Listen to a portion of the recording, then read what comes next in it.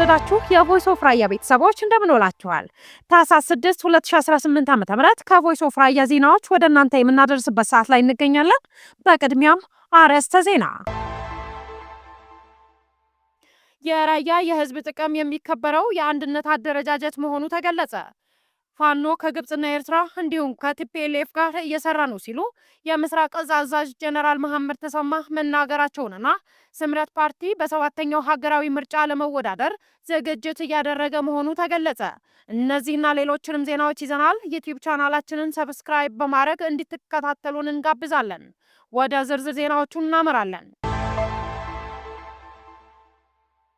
የራያ የህዝብ ጥቅም የሚያስከብረው አንድነት አደረጃጀት መሆኑ ተገለጸ። በአሁኑ ጊዜ የራያ ልጆች የመሰባሰብና አንድነት ጥንካሬ የምትጠይቅበትና የሚያስፈልጓት ወሳኝ ምዕራፍ እንደምትገኝ ተገልጿል። በመሆኑም የራያ የፖለቲካ ልሂቃንና የነጻነት ታጋዮች በሙሉ ዛሬ የህዝባችን የነጻነት ጥያቄ ለማሳካትና ዘላቂ ሰላምን ለማምጣት የቆምን የልቁንም ግን በሰባት የተለያዩ የተበታተኑ የፖለቲካ አደረጃጀቶች ውስጥ ተሰልፈን የምንገኝ በመሆናችን የህዝባችን ጥያቄ ለመፍታት በአንድነት መቆም እንደሚገባ ተመላክቷል። የአንድነት ጥሪው አያይዞ የእያንዳንዳችን የተሰለፍንበት ቡድን ጥቅም ከህዝባችን የጋራ ጥቅም በላይ ክብደት ሲያገኝ ትግሉ እየተዳከመ የህዝባችን ጥያቄ ደግሞ በቅጡ ሳይመለስ መፍትሄ ሳያገኝ እየዘገየ ይገኛል ብሏል። ይህ አካሄድ ደግሞ ለራያ ህዝብ በፍጹም የሚበጃ አይደለም በማለት አጽንኦት ሰጥተውበታል። የተበታተነ የፖለቲካ አካሄድ የራያን አንድነት የሚያሳይ ሳይሆን የጥንካሬያችንና የትግል አቅማችን የሚበታትን መሆኑ ያለፉት ዓመታት አመላካች መሆናቸው ተጠቅሷል። በመሆኑም ለተለያየ የፖለቲካ ልሂቃን ለራያ አደረጃጀት ጥሪ ተላልፏል።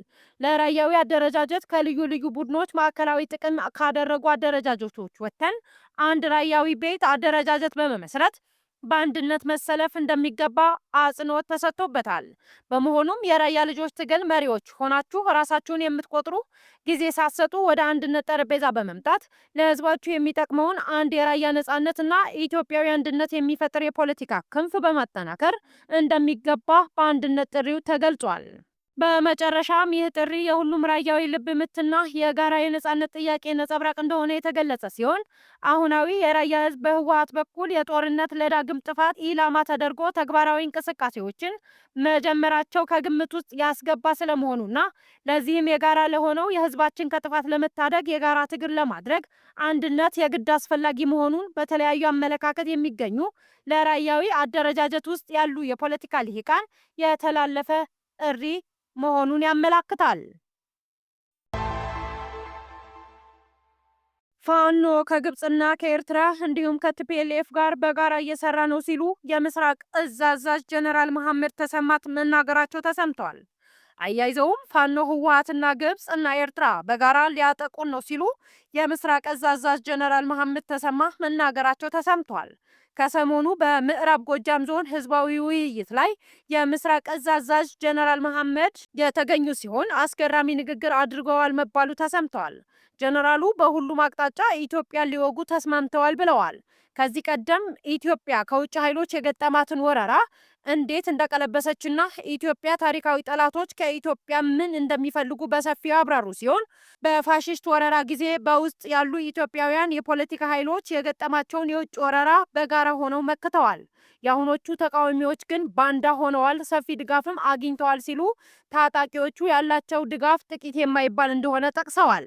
የፋኖ ታጣቂዎች ጸረ አማራና ጸረ ኢትዮጵያ ናቸው ሲሉ የሚቀጥሉት ጀነራሉ የሀገርን ሉዓላዊነት ለባዕዳን አሳልፈው የሚሰጡ ናቸው በማለት ውንጀላ አቅርበዋል። እነዚህ ታጣቂዎች ከግብጽና ከኤርትራ እንዲሁም ከህወሓት ጋር ተወያይተው የጋራ ሰነድ አዘጋጅተዋል። በሰነዱም ኢትዮጵያን በሁሉም አቅጣጫ እንውጋት እያሉ ነው።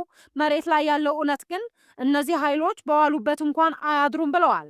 ከዛሬ 2 ዓመት በፊት ግን ዞኖችና ወረዳዎች መቆጣጠር ችለው ነበር በማለት ፋኖ ከግብጽና ከኤርትራ ጋር የጋራ መግባባት መድረሱንም ተናግረዋል። ስምረት ፓርቲ በሰባተኛው ሀገራዊ ምርጫ ለመወዳደር ዝግጅት እያደረገ መሆኑ ተገለጸ። ዲሞክራሲያዊ ስምረት ትግራይ ስምረት ፓርቲ በሰባተኛው ሀገራዊ ምርጫ ለመወዳደር ዝግጅት እያደረገ መሆኑን ተገልጿል። በብሔራዊ ምርጫ ቦርድ ህጋዊ እውቅና ያገኘው ፓርቲው የምክር ቤቱን የመጀመሪያ ስብሰባ እያካሄደ ይገኛል። በመድረኩም ፓርቲው ያለፉት 6 ወራት ያከናወናቸውን የስራ አፈጻጸም በመገምገም ጨምሮ በተለያዩ አጀንዳዎች ላይ እንደሚወያይ የፓርቲው ስራ አስፈጻሚና የሚዲያ ኮሚኒኬሽን ኃላፊ የሆኑ አቶ ብርሃነ ገብረ ኢየሱስ ተናግረዋል። የሰባተኛው ሀገር አቀፍ ምርጫ ቅድመ ዝግጅት ከአጀንዳዎቹ መካከል እንደሚገኝ ተጠቁመዋል። በዚህም ለምርጫ የሚወዳደሩ እጩዎች ለመምረጥና ቅስቀሳ ለማድረግ መዘጋጀቱን አንስተዋል። ምንም እንኳን በትግራይ ክልል የደህንነት ችግር ቢኖርም ህዝቡ ይመራኛል የሚለውን አካል በሰላማዊ መንገድ እንዲመርጥ ፓርቲው የበኩሉን ይወጣል ብለዋል።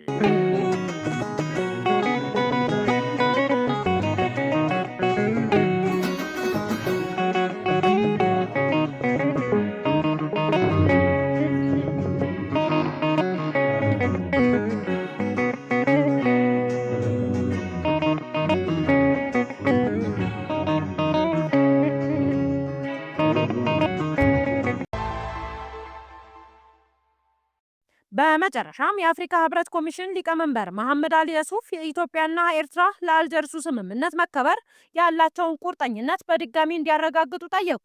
ህብረቱ ስምምነቱ የተፈረመበትን 25ኛ ዓመት አስመልክቶ ባወጣው መግለጫ ሁለቱ ሀገራት ንግግርንና መልካም ጉርብትና እንዲያጸኑ ጠይቀዋል።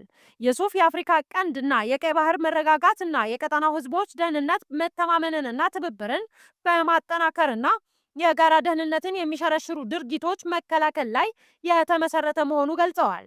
የሱፍ አፍሪካ ቀንድ ህብረት ሁለቱ ሀገራትና በጠቅላላው በቀጠናው ሰላምን፣ ልማትንና ድንበር ዘለል ትብብርን ለሚፈጥሩ ሁሉም አይነት ጥረቶች ድጋፍ ለማድረግ እና ቀጠናዊ ትብብርንና የቻርተሩን መርሆች ለማክበር ቁርጠኛ መሆኑን አረጋግጠዋል። ወደ እናንተ ያደረስንበትን የቮይስ ኦፍ ራያ የዜና ጥንቅራችን በዚህ አበቃ።